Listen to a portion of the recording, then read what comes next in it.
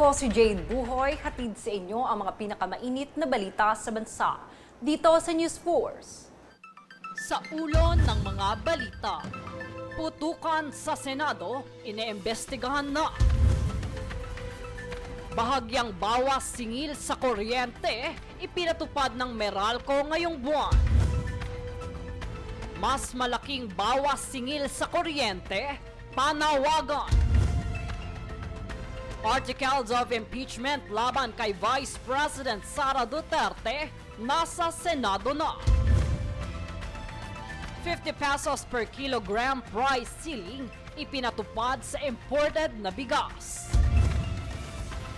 DSWD nagbabala laban sa mga unlicensed shelter. Patas at pantay na balita, komprehensibong ulat para sa pulso ng masa. Ito ang News Force. Para sa unang balita, investigasyon na ang kinakasa ng mga otoridad matapos ang insidente ng putukan at pagpasok ng mga armadong lalaki sa gusali ng Senado sa Pasay noong gabi ng May 13. Tungayan ang ulat dito.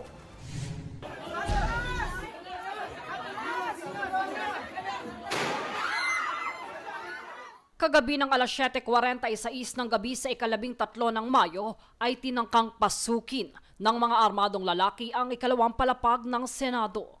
Ito ay ayon kay Department of the Interior and Local Government o DILG Secretary John Vic Remulla, kung saan agad naman silang hinarang ng mga tauhan ng Senate Office of the Sergeant at Arms o OSA na nagpaputok ng warning shots.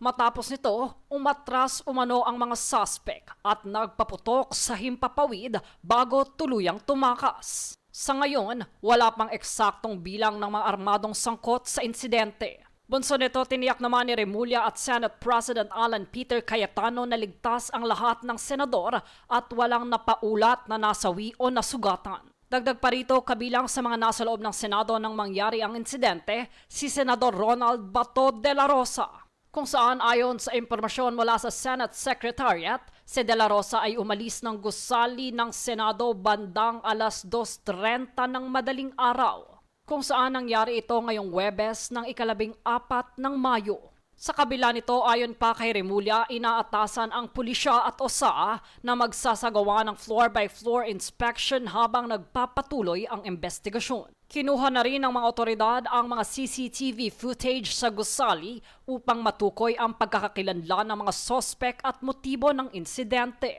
Samantala, naghain naman si Senador Amy Marcos ng resolusyon para imbestigahan ang umano'y security breach at pagpasok ng armadong law enforcement personnel sa Senado noong ika-11 ng Mayo at ika-13. Layunin umano ng investigasyon na tukuyin kung may paglabag sa seguridad at sa kalayaan ng Senado bilang hiwalay na sangay ng gobyerno.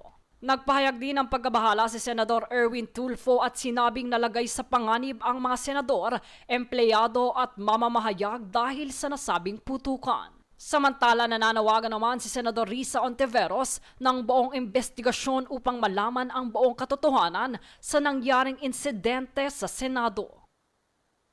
Jade Buhoy, nag-uulat para sa Golden Nation Network. Abiso po para sa mga taga-Metro at Mega Manila. Matapos ang 3 buwang taas singil, nagpatupad naman ang Manila Electric Company o Meralco ng bahagyang bawas para sa singil ng kuryente ngayong buwan ng Mayo. Bahagyang bumaba ng 0.151 centavos sa kada kilowatt hour o katumbas ng 14.33 pesos mula sa dating 14.35 pesos noong Abril. Ayon sa Meralco, sa kabila ng kasalukuyang krisis sa pandaigdigang langis, nakatulong ang bilyong piso mula sa regulatory refund at bagong bawas sa buwis upang protektahan ang mga consumers mula sa taas presyo na dulot ng tag-init.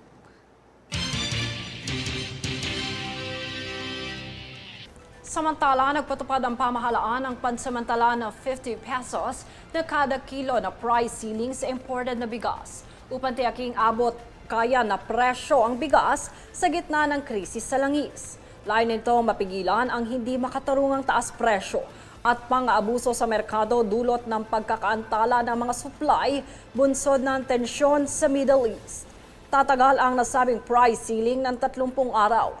Inaatasan na rin ng Department of Agriculture at Department of Trade and Industry na mahigpit na ipapatupad ang banday presyo upang maantabayanan ang hindi normal na paggalaw ng presyo sa merkado.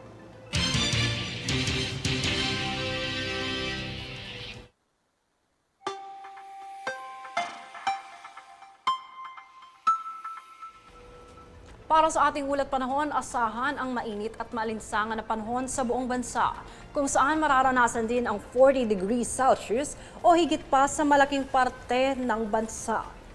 Pinapayuhan din po na mag-ingat ang publiko dahil nasa halos 50 lugar ang nakakaramdam ng Danger Level Heat Index at papalo naman sa pinakamataas na 47 degrees Celsius ang init na mararamdaman sa Hinatuan, Surigao del Sur at Butuan City.